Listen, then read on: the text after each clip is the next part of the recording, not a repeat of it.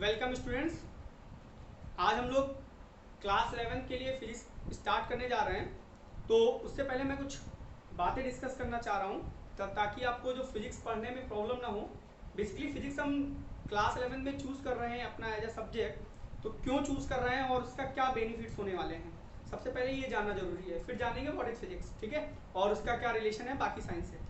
तो बेसिकली हमें क्यों पढ़ना चाहिए फिजिक्स, हमको जानना है। मान लीजिए कि फैन कैसे ऑपरेट करता है। सुबह हम लोग गर्म चाय पीते हैं, क्यों गर्म चाय ही क्यों अच्छी लगती है हमें। सुबह उठते ही टैप खोला, टंकी से पानी आ गया, स्विच ऑन किया, मोटर ऑन हुई, मोटर ऑन होने की वजह से पानी टंकी में गया, वहां से पानी नीचे आया। तो ये सारे फिनोमिनास कैसे हो रहे हैं, इनके पीछे के इनके बिहाइंड जो है वो साइंस क्या है, ये जानना है तो हमें फिजिक्स पढ़ना चाहिए, ठीक है। और भी ट्यूबलाइट कैसे जलती है, बल्ब कैसे जलता है, अभी मैं बोल रहा हूँ तो हमारी आवाज़ रिकॉर्ड कैसे हो रही है, फिर अगर कोई बगल वाला पर्सन आपसे बात कर रहा है तो उसकी आवाज़ आप तक कैसे पहुँच रही है, ये सारी चीज़ें अगर आपको जाननी है तो उसके लिए आपको फिजिक्स पढ़ना पड़ेगा, ठीक है। फिजिक्स जो है वो साइंस की एक ब्रांच है, बट अगर देखा जाए तो साइंस की हर ब्रांच में फिजिक्स का बहुत इंपॉर्टेंट रोल है, ठीक है। सुबह से लेकर शाम तक जितनी भी चीजें देखते हैं उनके पीछे कहीं ना कहीं फिजिक्स का रोल बहुत इंपॉर्टेंट रोल है, अगर आप ध्यान से समझें तो। चलिए स्टार्ट करते हैं। सबसे पहले सुबह उठते हैं तो सबसे पहले हम लोग क्या करते हैं, हमको पानी चाहिए, ठीक है। पानी कहाँ से आता है, टंकी से। टंकी से पानी नीचे कैसे आ रहा है, ठीक है, वो उसके बिहाइंड भी एक फिजिक्स है, ठीक है। फिर उसके बाद हमने नहाया, ठीक है, फिर मिरर में अपना चेहरा देखते हैं तैयार होने से पहले, उसके पीछे भी एक फिजिक्स है, कैसे इमेज फॉर्म होती है, जिसके बारे में आपने क्लास 10 में बहुत सारी चीजें पढ़ ली हैं, ठीक है। फिर उसके बाद स्कूल गए, साइकिल से गए, बाइक से गए, ठीक है, किसी भी चीज से गए, उसके पहिए गोल हैं, पहिए गोल क्यों बनाए गए, ठीक है। फिर स्कूल में टीचर जो है चौक से या मार्कर से बोर्ड पे लिखता है, ठीक है, तो बोर्ड पे वो इतनी आसानी से कैसे लिख ले जा रहा है, ठीक है, उसकी आवाज आप तक कैसे पहुंच रही है, ये सारी चीजें समझने के लिए हमको फिजिक्स पढ़ना है, ठीक है। अभी हम सबसे पहले चलिए जानते हैं व्हाट इज फिजिक्स। फिजिक्स जो है वो मैटर और एनर्जी से रिलेटेड जितने भी नेचुरल फिनोमिनाज हैं और उनके जो आपस में म्यूचुअल इंटरेक्शन होते हैं उनकी एक साइंस है, ठीक है। तो physics is the branch of science which deals with the phenomena, natural phenomena related with the matter and energy and their mutual interaction। मतलब उनके mutual interaction से related जितने भी उनसे रिलेटेड जितने भी म्यूचुअल इंटरेक्शन होते हैं उनको हम लोग फिजिक्स में पढ़ते हैं। अब रही बात फिजिक्स के बारे में, मैंने पहले ही बताया कि कहाँ से लेके आपको कहाँ तक फिजिक्स की बहुत ज़्यादा जरूरत पड़ती है, ठीक है। तो फिजिक्स जो है अदर साइंसेस से कैसे रिलेटेड है इसको हम लोगों को जानना है, बट उससे पहले मैं आपको कुछ चीज़ें बताना जरूरी समझता हूँ। जैसे फिजिक्स जो है वो मैथ्स की ही एक ब्रांच होती थी बिफोर 1900, ठीक है। उससे बाद जो है इसको एक फिजिक्स की साइंस की एक अलग ब्रांच बनाई गई, ठीक है, जिसमें बाकी चीजों को ऐड किया गया जिनके बारे में हम लोगों को आगे पढ़ना है। अब साइंस जो है, साइंस में फिजिक्स कैसे रिलेट करती है बाकी सब्जेक्ट से, उसको हम लोगों को देखना है। चलिए हम लोग स्टार्ट करते हैं। पहला है हमारा physics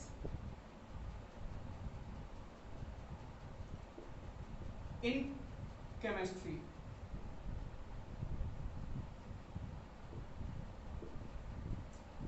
physics in chemistry, chemistry में फिजिक्स कहाँ पर है। अब सोच रहे होगे सर 10th में तो ऐसा कुछ नहीं बताया, फिजिक्स अलग पढ़ाते थे, केमिस्ट्री अलग पढ़ाते थे। बिल्कुल सही बात है, अलग अलग ब्रांचेस हैं, बट रोल कहाँ पर है, role of physics in chemistry. तो चलिए देखते हैं। सबसे पहले आप ये देखिए कि आप जब केमिस्ट्री लैब में इंटर करते हैं, अगर आप कभी लैब में गए हैं तो वहां देखते होंगे कि जितने भी पॉट रखे हैं जिसमें केमिकल रखा गया हुआ है वो फिजिक्स की हेल्प से ही बनाए गए हैं, ठीक है। उसके बाद जब जो हमारे बाकी और गैस का बर्नर है, ठीक है, या आपका गैस का जो बुंसन बर्नर है या स्प्रिट लैंप है, ये सब फिजिक्स के प्रिंसिपल पर ही बेस होते हैं। फिर बात आती है जब एटॉमिक और न्यूक्लियर स्ट्रक्चर की बात करते हैं तो वो भी फिजिक्स के हेल्प से ही डिराइव किए गए हैं, ठीक है। उनको फिजिक्स के साइंटिस्ट ने ही डिराइव किया है और एक्सप्लेन किया है, जिसके बाद केमिस्ट्री में बहुत ज़्यादा जो है डिस्कवरीज हुई हैं नैनो लेवल और जो है नैनो लेवल और पिको लेवल पे जाके, माइक्रो लेवल पे जाके, ठीक है। तो केमिस्ट्री में फिजिक्स का बहुत ज़्यादा इंपॉर्टेंस है। केमिकल रिएक्शंस जब हम लोग हो जाती हैं तो उनके बाद उनका साइज क्या है, मॉलिक्यूल्स का साइज क्या है, बॉन्ड लेंथ क्या है, बाद में ये सारी चीज़ों को स्टडी करने के लिए जो बहुत सारे इलेक्ट्रॉन माइक्रोस्कोप बनाए गए, टनलिंग इलेक्ट्रॉन माइक्रोस्कोप, टेम स्टेम, ये सब जो बनाए गए ये फिजिक्स की हेल्प से ही बनाए गए, ठीक है। फिर उसके बाद आते हैं role of physics in biology.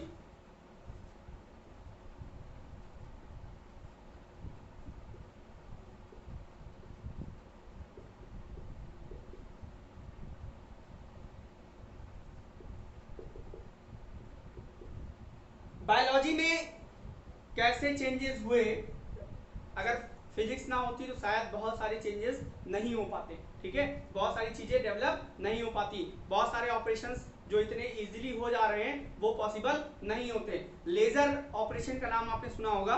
Laser operations की हेल्प से, लेजर लाइट की हेल्प से आज ऑपरेशंस इतने इजीली हो जा रहे हैं कि कहीं पर भी चीरा लगाने की जरूरत नहीं है, बिल्कुल कहीं पे भी टाका नहीं लगाना है। आपको जो टारगेटेड एरिया है बस उसको डिस्ट्रॉय करना है, बाकी किसी एरिया को अफेक्ट नहीं करना है, ठीक है। बायोलॉजी में फिजिक्स जो है बहुत ज्यादा इंपॉर्टेंस रो, माइक्रोस्कोप आया, ठीक है। फिर उसके बाद जब बहुत सारे साइंटिस्ट ने स्टडी करी कैसे नर्व सिस्टम काम करता है, वहां पे ब्लड कैसे फ्लो करता है, आयन जो है उनका इंटरेक्शन कैसे होता है, ये सारी चीजें जो है फिजिक्स की हेल्प से ही पॉसिबल हुई, ठीक है। इसके साथ में ही बायोलॉजी में ब्लड का ट्रांसपोर्टेशन जो है, ब्लड प्रेशर जो है, ये कैलकुलेट करने के लिए जो मशीन्स बनी हैं वो भी फिजिक्स की हेल्प से ही बनी है, ठीक है। और भी फिनोमिनाज है, ठीक है। पेड़ों में पानी और जो वाटर है और जो फूड है वो कैसे जाता है स्टेम, ठीक है। तो फ्लोरा और जो हमारे जितने भी फ्लोरा फौना हैं, मतलब जितना भी डाइवर्सिटी है, बायोडाइवर्सिटी, वो कहीं ना कहीं फिजिक्स पे डिपेंडेंट है, ठीक है। तो इस तरीके से देखते हैं कि फिजिक्स का बायोलॉजी में भी बहुत ज्यादा इंपॉर्टेंट रोल है, ठीक है। और भी साइंसेस की बात करते हैं, जैसे हमारा एस्ट्रोनॉमी है, ठीक है। एस्ट्रोनॉमी मतलब जो स्पेस की साइंस है, ठीक है, स्पेस साइंस है, वहां पे भी फिजिक्स का बहुत ज्यादा रोल है। इंजीनियरिंग के लेवल में अगर आए, ऑटोमोबाइल इंडस्ट्री है, ठीक है, वहां पे साइंस का बहुत ज्यादा रोल है। वहां पे जब हम लोग साइंस में फिजिक्स का बहुत ज्यादा रोल है, जब हम लोग फिजिक्स की हेल्प से ही इंजन की डिस्कवरी हुई, इंजन का जो कॉन्सेप्ट आया, जिसकी वजह से आपको पता है इंजन आने के बाद, ठीक है, चाहे वो स्टीम का इंजन हो या पेट्रोल इंजन हो, डीजल इंजन हो, इन सब के आने के बाद आज प्रेजेंट डे में हम लोगों की जो लाइफ है वो इन सब पे डिपेंडेंट हो गई है।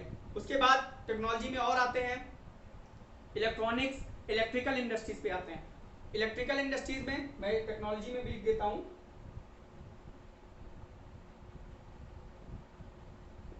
टेक्नोलॉजी में ऑटोमोबाइल्स मैंने बताया,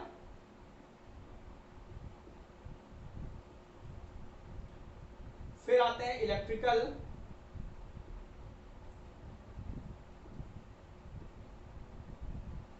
इंडस्ट्रीज, फिर आता है इलेक्ट्रॉनिक्स, ठीक है। और भी कंप्यूटर साइंस में, ठीक है, हर जगह कहीं ना कहीं आपको फिजिक्स का इंपॉर्टेंट रोल दिखेगा। बस हम बेसिक आपको इंट्रोडक्शन देना चाह रहे हैं ताकि आपको समझ में आए कि फिजिक्स की क्या इंपॉर्टेंस है। इलेक्ट्रिकल इंडस्ट्रीज में मोटर, आपकी पानी की मोटर है, कूलर की मोटर है, फैन है, ये सब इलेक्ट्रिकल इंडस्ट्रीज में आता है, ठीक है।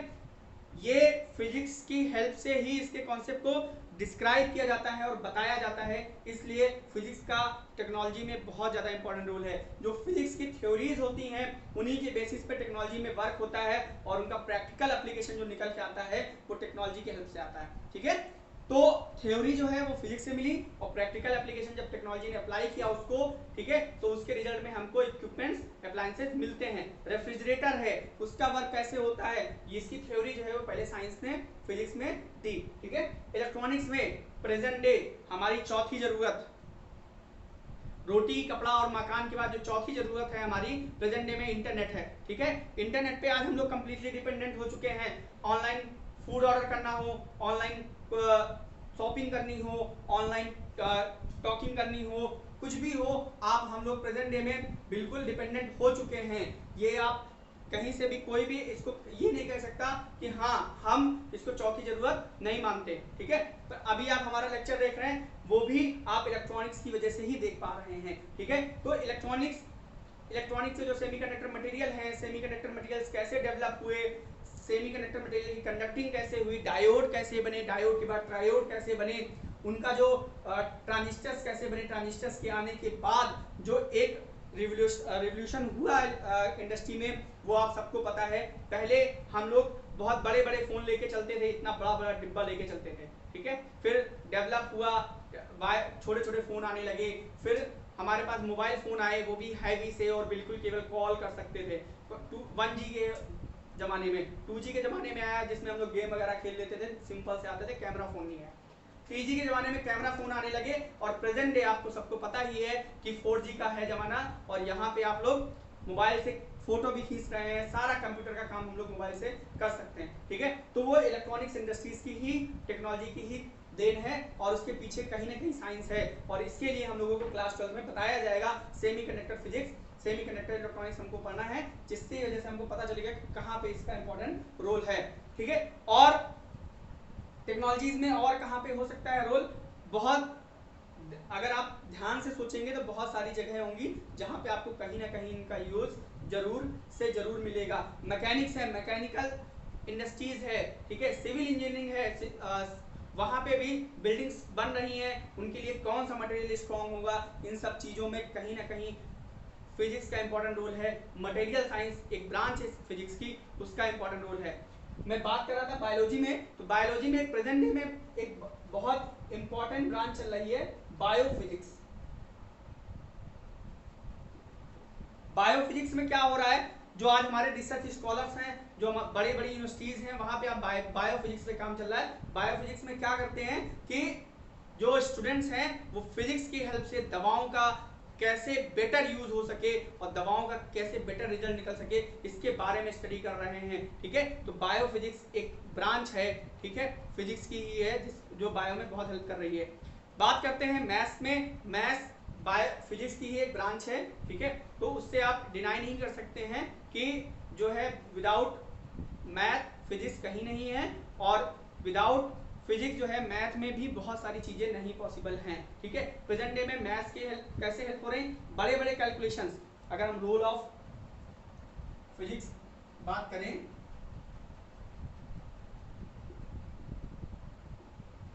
इन मैथ्स, तो बहुत इंपॉर्टेंट रोल है मैथ्स में भी। आज बड़ी से बड़ी कैलकुलेशन कंप्यूटर जो है चुटकियों में कर रहा है, ठीक है। कंप्यूटर कहाँ से बना, इलेक्ट्रॉनिक इंडस्ट्रीज की वजह से, और इलेक्ट्रॉनिक इंडस्ट्रीज के पीछे की जो बेसिक फिजिक्स है वो कहाँ, वो बेसिक साइंस है, वो क्या है, फिजिक्स है, ठीक है। तो मैथ्स में भी फिजिक्स का कहीं ना कहीं रोल है। अब बात करते हैं, आप कहेंगे सर सब्जेक्ट से आप बता रहे थे, बाकी सब्जेक्ट से रिलेटेड है, हिस्ट्री और साइंस, हिस्ट्री और ज्योग्राफी में कैसे हो सकता है, हिस्ट्री में भी चेंजेस हुए हैं, ठीक है। साइंस की हेल्प से, फिजिक्स की हेल्प से हिस्ट्री में चेंजेस कैसे हुए, आज हमारी हिस्ट्री जो लिखी जाएगी, क्यों, अगर 4G जमाना ना आता तो हो सकता है बहुत सारी चीजें हमारी हिस्ट्री से, जो मीडिया है ये सब चीजें ना दिखा पाता, और वो चीजें हमारी हिस्ट्री से गायब हो जाती, क्योंकि कहा जाता है, ऐसा मैंने पढ़ा है कई जगह पे, कि पुराने जो हमारे एम्परर्स होते थे, राजा होते थे, वो अपने दरबार में कुछ ऐसे हिस्ट्री के जो बहुत राइटर होते थे उनको रखते थे, जो क्या करते थे, जो जितना राजा जितना कहता था उतना ही लिखते थे, उससे ज्यादा कहीं नहीं लिखते थे। प्रेजेंट डे में टेक्नोलॉजी की वजह से आपको भी पता है कि आज अमेरिका में क्या हो रहा है, इटली में क्या हो रहा है, इंडिया में क्या हो रहा है, पाकिस्तान में क्या हो रहा है, इंडिया के किस कोने में क्या हो रहा है, वो टेक्नोलॉजी और साइंस की हेल्प से ही पॉसिबल है। तो हिस्ट्री में भी कहीं ना कहीं चेंजेस हुए हैं। रही बात ज्योग्राफी की, ज्योग्राफी में डैम्स बने, ठीक है, नदियों का जो जल था, जो नदियों का वाटर था, उसका फ्लो चेंज हो गया, क्यों हुआ, कहीं ना कहीं साइंस थी उसके पीछे, ठीक है। तो साइंस जो है उसने बहुत बड़ा रिवॉल्यूशन किया है हमारे हर फील्ड में, ठीक है। तो साइंस को बहुत इंपॉर्टेंस इसीलिए दी जाती है, इसीलिए कहा जाता है कि साइंस जो है, जो बच्चा पढ़ रहा है बहुत टफ है, बहुत अच्छा है, मेरिटोरियस स्टूडेंट है जिसने साइंस ली है, ऐसा जरूरी नहीं है। आपके अंदर क्यूरियोसिटी है साइंस जानने के लिए, सबसे बेसिक चीज है साइंस को, साइंस की मैं डेफिनेशन आपको बता ही देता हूं अभी।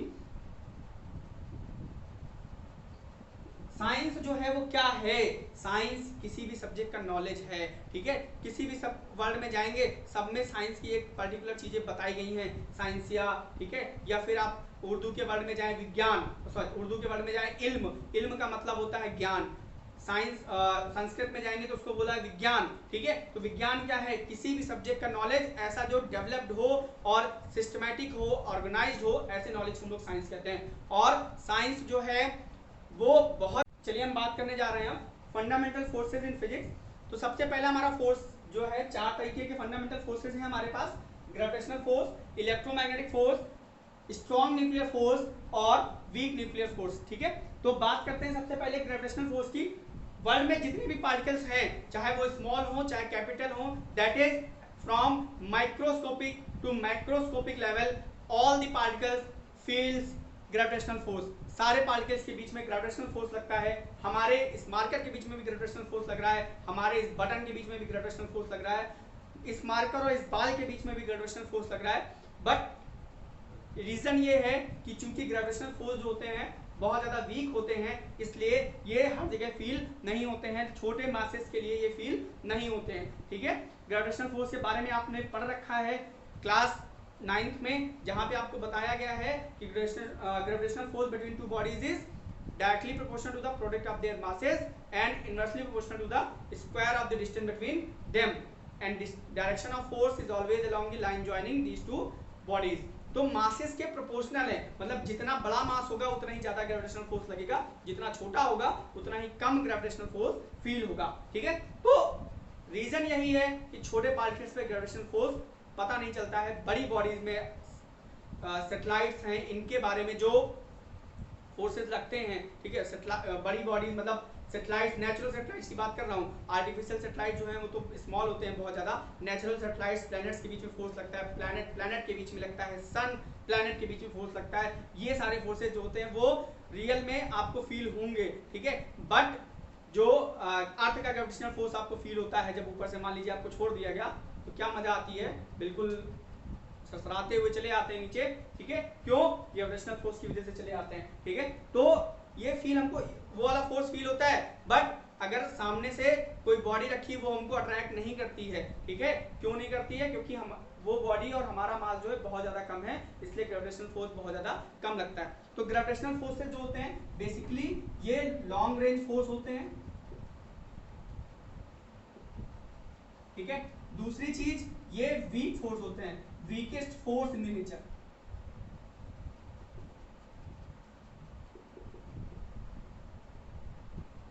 ठीक है, weakest force in the nature, ठीक है। ग्रेविटेशनल जो फोर्स की थ्योरी है, न्यूटन लॉ ऑफ ग्रेविटेशन है, उसके पहले टेरेस्ट्रियल बॉडीज के लिए और सेलेस्टियल बॉडी, टेरेस्ट्रियल मतलब अर्थ पे जितनी बॉडीज हैं, सेलेस्टियल बॉडी मतलब जो स्पेस में है हमारे, उन बॉडीज के लिए अलग अलग साइंसेस को अलग अलग थ्योरीज दी जाती थी।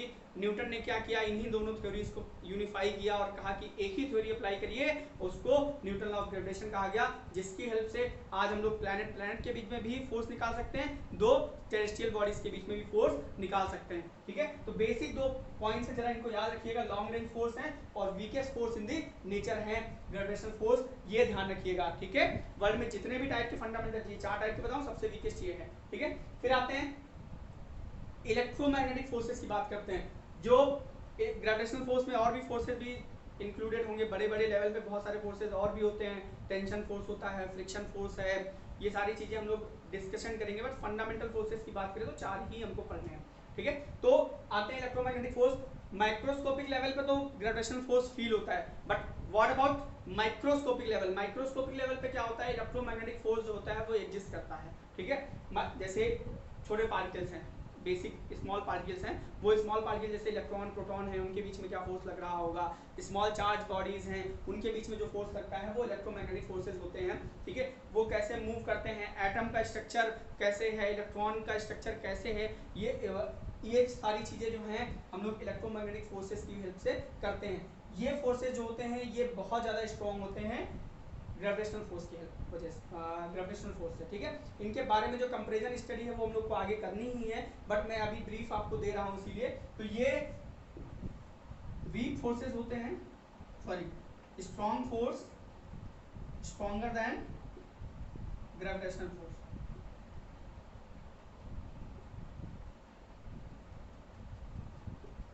ठीक है, और ये शॉर्ट रेंज होते हैं बेसिकली, ठीक है।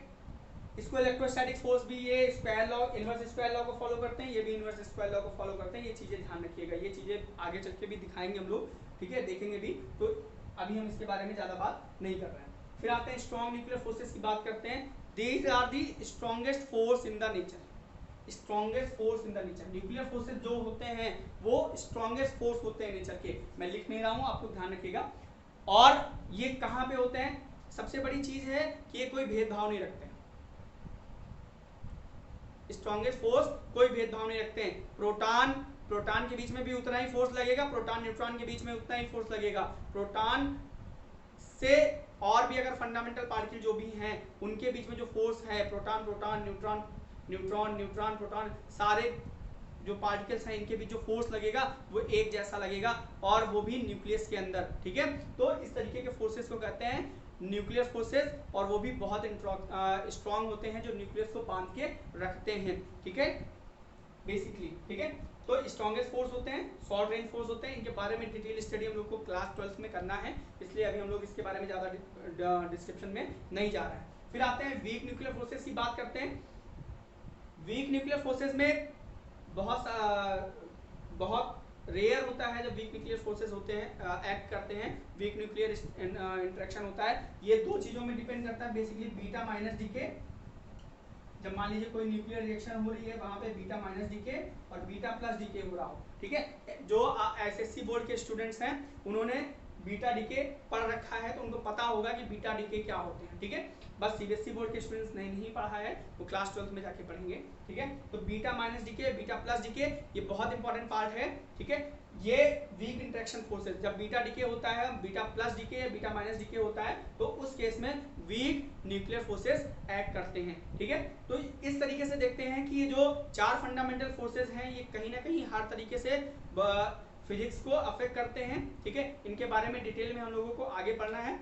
अब हम लोग बात करते हैं दो थ्योरीज के बारे में जो कहीं ना कहीं इनसे ही रिलेटेड है। वो दो थ्योरीज हैं, यूनिफिकेशन थ्योरी, ठीक है, उसके बाद आ रहा है हमारा दूसरा जिसको कहेंगे रिडक्शन, ठीक है। तो है क्या, चलिए देखते हैं।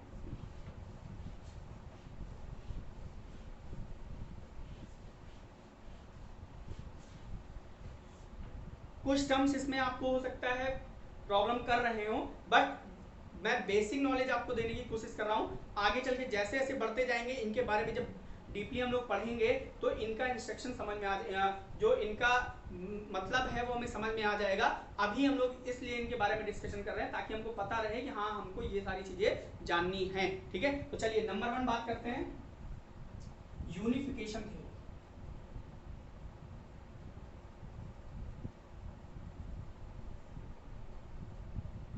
प्रेजेंट डे में इसके बारे में बहुत ज्यादा डिस्कवरीज चल रही हैं, ठीक है। इनके बारे में बहुत सारी थ्योरीज आ रही हैं, स्ट्रिंग थ्योरी है, यूनिफिकेशन थ्योरी है।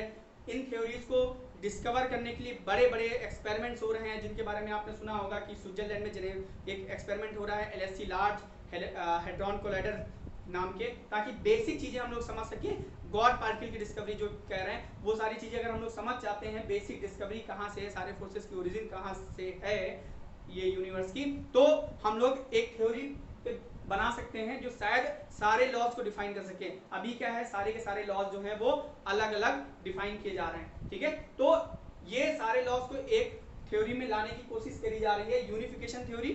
और इसी के साथ में दूसरा वर्ड है रिडक्शन।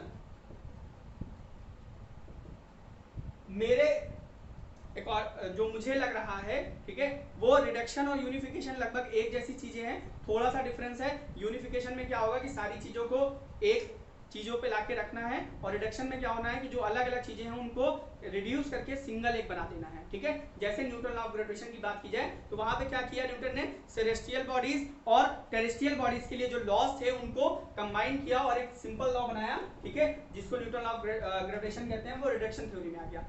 यूनिफिकेशन थ्योरी की बात करें तो इसमें मैं सबसे बढ़िया एग्जांपल जो मानता हूं वह है मैक्सवेल्स इक्वेशंस का। मैक्सवेल्स इक्वेशन, अब ये समझ लीजिए कि मोबाइल फोन में जितने भी डेटा ट्रांसफर हो रहे हैं, इलेक्ट्रॉनिक्स में जितनी भी थ्योरीज आई हैं उनके लिए मैक्सवेल इक्वेशंस का बहुत बड़ा रोल रहा है।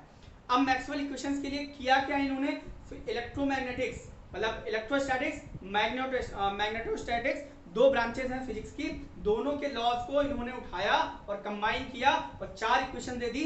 चारों इक्वेशंस को मैक्सवेल इक्वेशंस के नाम से जानते हैं और उन चारों इक्वेशंस की हेल्प से जो लाइट की है इलेक्ट्रोमैग्नेटिक थ्योरी डिस्क्राइब की जा सकी, लाइट का जो इलेक्ट्रोमैग्नेटिक नेचर है उसको डिस्क्राइब किया जा सका, इसलिए मैक्सवेल को नोबेल प्राइज भी मिला था। मैक्सवेल को नोबेल प्राइज भी इसीलिए मिला था, ठीक है। तो इसलिए हम कह सकते हैं कि एक बहुत बेहतरीन थ्योरी इन्होंने यूनिफिकेशन किया चार लॉस को, जिसमें से गॉस लॉ थे, ठीक है, गॉस लॉ इन इलेक्ट्रोस्टैटिक्स, फिर आता है हमारा Gauss law in magnetostatics, Faraday law, ठीक है, और एम्पियर्स लॉ। ये चार लॉ को इन्होंने कंबाइन किया और एक अच्छी सी थ्योरी दी जिसको इलेक्ट्रोमैग्नेटिक थ्योरी कहते हैं, ठीक है, जिसकी हेल्प से लाइट को हम लोग डिस्क्राइब कर सके। तो ये दो थ्योरी जो हैं ये बहुत ज़्यादा इंपॉर्टेंस रखती हैं, ठीक है।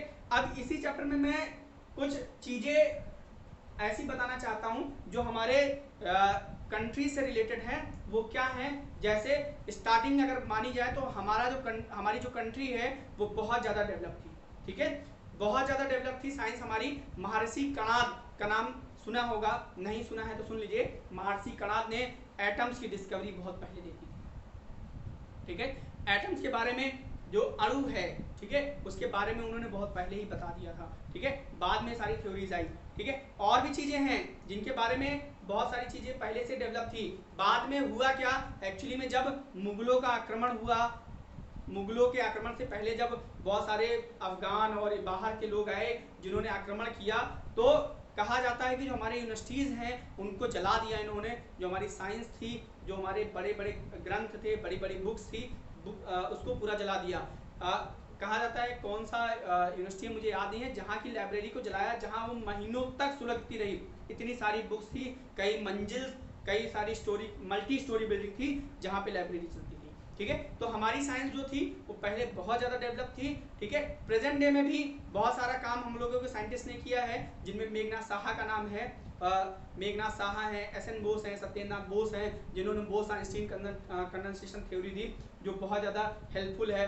उसके बाद डॉक्टर सी.वी. रमन का नाम आपने सुना होगा, सी.वी. रमन, चंद्रशेखर वेंकट रमन, जिन्होंने बहुत अच्छा काम किया था, लाइट का रमन इफेक्ट बताया था, ठीक है। ऐसे ही हमारे बहुत सारे साइंटिस्ट हैं, ठीक है। जगदीश चंद्र बोस हैं, जिन्होंने क्या किया, उन्होंने जो मार्कोनी से पहले उन्होंने बेतार का तार, ठीक है, वायरलेस जो कम्युनिकेशन है उसके बारे में अपनी थ्योरी डेवलप कर ली थी। बट चूंकि उस समय हमारा देश जो था वो ब्रिटिशर्स के अंडर में था और हमारे पास इतनी सारी फैसिलिटीज नहीं थी, जिसकी वजह से हम लोग बहुत ज़्यादा आगे नहीं बढ़ पाए। और भी चीज़ें हैं जिनमें इंडिया बहुत ज़्यादा डेवलप था, बट अनफॉर्चुनेटली हम लोग ऐसा नहीं कर पाए, ठीक है। बट अब हम कोशिश करेंगे कि हम लोग आगे कुछ अच्छा कर सके। चलिए अब हम बात करने जा रहे हैं कि हम लोग साइंस में क्या क्या पढ़ने जा रहे हैं, क्या क्या बेसिक फिजिक्स की ब्रांचेस हैं जिनके बारे में हमको पढ़ना है और वो किस ईयर में पढ़ना है, ठीक है। चलिए स्टार्ट। फिजिक्स में बेसिकली हम लोगों को मैकेनिक्स पढ़ना होता है, ठीक है। फिर हम आते हैं मैकेनिक्स के बाद, जब हमारा मैकेनिक्स का पार्ट खत्म होता है तो फ्लूइड मैकेनिक्स आता है।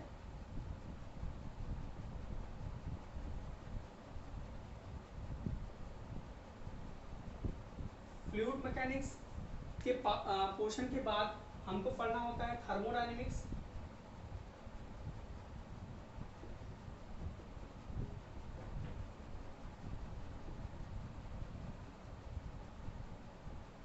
थर्मोडायनेमिक्स के बाद हमारा जो इम्पोर्टेंट क्वेश्चन है वो है वेव्स, ठीक है। तो बेसिकली ये चारों चीजें तो हमको 11th में पढ़नी है, ठीक है। अब बात करते हैं फिर और कौन कौन सी ब्रांचेस जो पढ़नी पड़ती हैं हम लोगों को। फिर होता है इलेक्ट्रोस्टैटिक्स,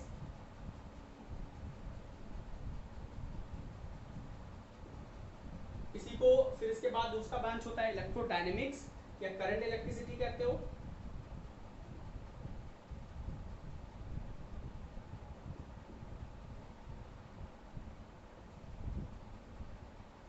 इसको इलेक्ट्रोडायनेमिक्स भी कहते हैं।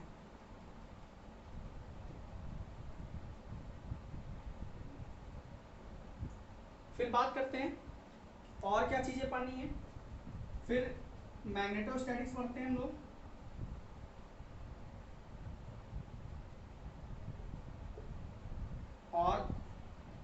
मैग्नेटिक इफेक्ट ऑफ करंट पढ़ते हैं।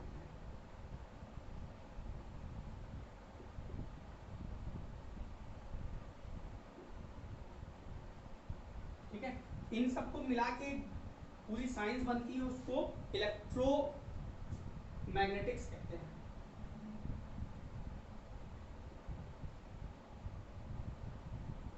मतलब करंट, इलेक्ट्रिसिटी, इलेक्ट्रोस्टैटिक्स, ये सारे ब्रांच मिला के हम लोग एक ब्रांच कह सकते हैं इलेक्ट्रोमैग्नेटिक्स। ठीक है, फिर इसके बाद आता है ऑप्टिक्स।